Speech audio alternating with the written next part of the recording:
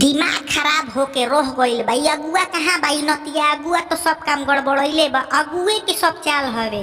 काया माजी सब ठीक बाटे न? बारात में कैसन हल्ला कइले बानी? कैसन का भइल? अरे माई रे माई, मड़वा में तो भिख मांगा दुल्हा आइल बारे दादा।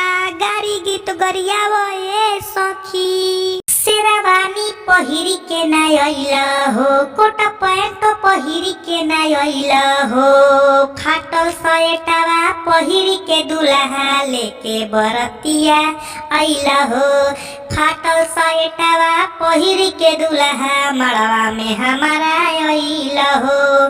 डीजे नहीं लेके आइला हो, बैंड बाजा नहीं लेके आइला हो, डीजे नहीं लेके आइला हो, बैंड बाजा नहीं लेके आइला हो। अपन बहिनिया नचावे दुल्हा संघवा में लेके आइला हो, अपन बहिनिया नचावे दुल्हा संघवा में लेके आइला हो।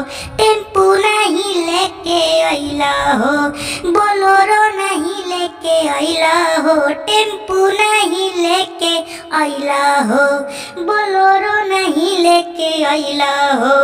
टूटही साइकिलिया पर बैठ के दुल्हा मड़वा में हमारा आइला हो, टूटही साइकिलिया पर बैठ के दुल्हा मड़वा में हमारा आइला हो। शेरवानी पहिरी के ना आइला हो, कोट पैंट पहिरी के ना आइला हो, फाटल सएटावा पहिरी के पहुना मड़वा में हमारा आइला हो, फाटल सएटावा पहिरी के सारावा मड़वा में हमारा आइला हो।